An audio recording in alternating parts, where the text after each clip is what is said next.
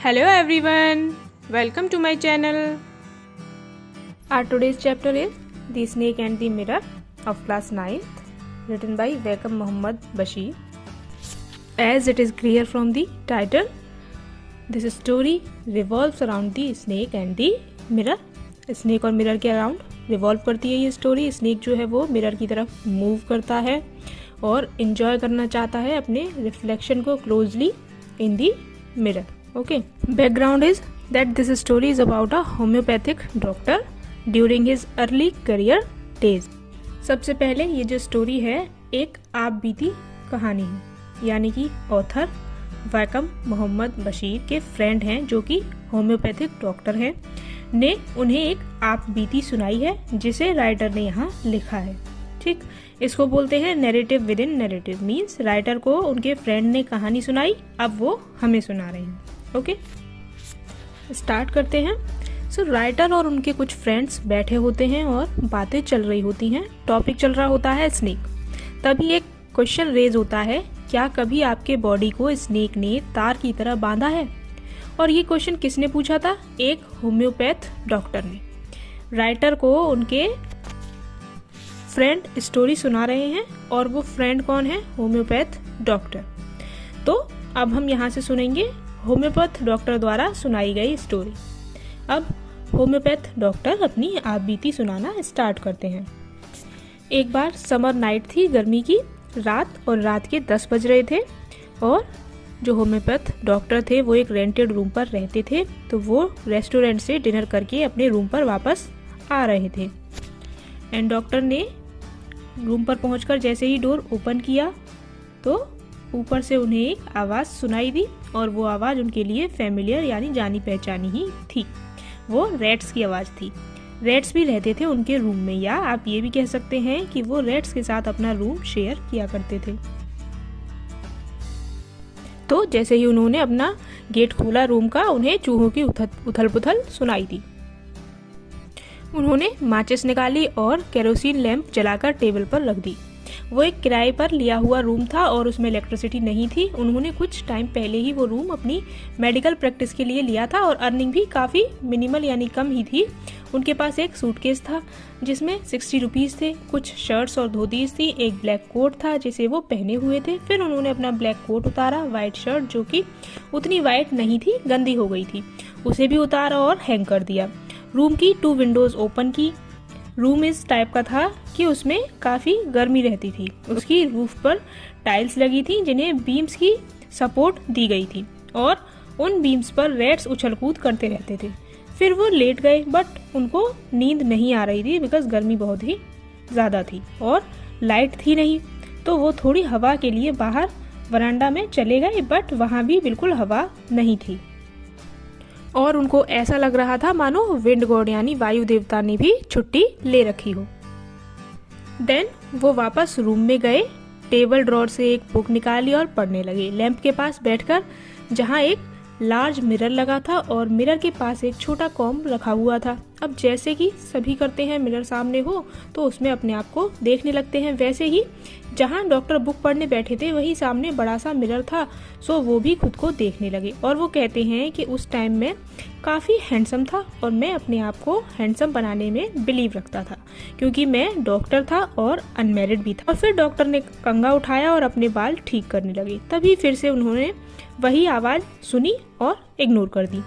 Then उन्होंने अपने face को और क्लोजली देखा इन दी मिरर और एक इम्पॉर्टेंट डिसीजन लिया कि अब मैं डेली शेव किया करूँगा और थिन मुस्टैचेस भी ग्रो करूँगा जिससे कि मैं और भी हैंडसम लगूँ. आफ्टर ऑल मैं एक बैचलर हूँ और एक डॉक्टर भी. फिर उन्होंने मिरर में देखा और स्माइल किया और वो काफ़ी अट्रैक्टिव लग रहे थे. सो दूसरा इंपॉर्टेंट डिसीजन उन्होंने लिया कि वो ऑलवेज फेस पर स्माइल रखा करेंगे हैंडसम दिखने के लिए. अगेन वही आवाज़ उनको दोबारा सुनाई दी. तो उन्होंने रूम में ऊपर नीचे देखा एंड देन अनदर थॉट उनके माइंड में आया कि मुझे शादी कर लेनी चाहिए. और उन्होंने सोचा कि मैं एक ऐसी लड़की से शादी करूंगा जो डॉक्टर हो, जिसके पास खूब सारे पैसे हों और जो मेडिकल प्रैक्टिस भी कर रही हो मेरी तरह, और वो मोटी होनी चाहिए. मोटी क्यों होना चाहिए? उसका एक रीज़न था कि अगर मैं कभी कोई मिस्टेक कर दूं और भागूं तो वो मुझे पकड़ ना पाए. और यही सब सोचते सोचते वो चेयर पर बैठ गए. अब ऊपर से कोई भी आवाज़ नहीं आ रही थी। सडनली एक रबर ट्यूब टाइप का कुछ नीचे गिरा। वैसे वरी करने की कोई बात नहीं थी, बट फिर भी उन्होंने सोचा कि मुड़कर देख लेता हूँ क्या है। और इससे पहले कि वो टर्न हो पाते उन्होंने देखा कि उनकी चेयर पर एक स्नेक है। और इससे पहले कि वो कुछ समझ पाते स्नेक उनके शोल्डर पर आ गया। स्टिल वो न घबराए, न चिल्लाए, न डरे, न कूदे वूदे, वो शांत बैठे रहे। और स्नेक ने उनकी लेफ्ट आर्म को एल्बो से ऊपर कॉइल यानी उनकी बाजू पर कसकर तार की तरह राउंड राउंड लिपट गया। और स्नेक का फेस डॉक्टर के फेस से केवल 3 या 4 इंच ही दूर रह गया था। एंड होम्योपैथ डॉक्टर अपनी सांसें रोककर पत्थर की तरह बैठे रहे, बट उनका माइंड उस टाइम भी एक्टिव था। रूम में अंधेरा था, बस लैंप जल रही थी। वो स्टोन की तरह बैठे रहे और उस समय वो भगवान को अपने आसपास ही महसूस कर रहे थे, मानो भगवान वही हैं और उनके पास हैं। उनको लग रहा था जैसे भगवान उनसे नाराज हैं और वो अपने मन में ओ गॉड बोल रहे थे।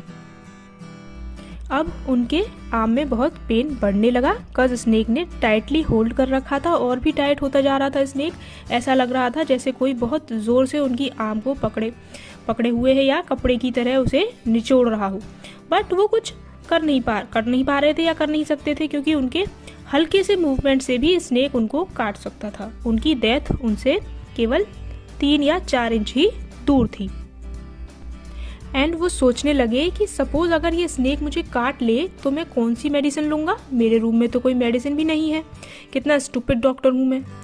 तभी जैसे भगवान ने उनकी सुन ली हो, ऐसे ही स्नेक उस बड़े से मिरर में खुद को देखने लगा जो कि टेबल पर रखा हुआ था, मानो जैसे वो अपनी ब्यूटी उसमें देख रहा हो और डॉक्टर की तरह ही कह रहा हो कि मुझे और खूबसूरत दिखने के लिए क्या करना चाहिए, आईब्रोज ठीक करूं, सिंदूर लगाऊं या मस्कारा लगाऊं। फिर डॉक्टर सोचता है कि मुझे तो ये भी नहीं पता कि ये स्नेक मेल है या फीमेल। उसी बीच क्या होता है, धीरे धीरे वो स्नेक अपने आप डॉक्टर के पास से टेबल पर चला जाता है और तभी डॉक्टर को मौका मिल जाता है वहां से भागने का। सो उन्होंने अपनी सांस रोकी, धीरे से चेयर से उठे और वहां से 9-2-11 हो गए। तभी मीटिंग में से किसी ने डॉक्टर से पूछा कि क्या आपको फैट वाइफ मिली या नहीं। डॉक्टर ने बोला नो, मेरी वाइफ थिन है और काफी फुर्तीली है। फिर किसी और ने पूछा कि अच्छा डॉक्टर, जब आप रूम से भागे तो क्या स्नेक ने आपको फॉलो किया। डॉक्टर रिप्लाइड, मैं तो बस भागता ही गया जब तक कि मैं अपने फ्रेंड के घर नहीं पहुंच गया। मैंने नहीं देखा पीछे मुड़कर, और फ्रेंड के घर जाकर सबसे पहले मैं नहाया और फ्रेश कपड़े पहने।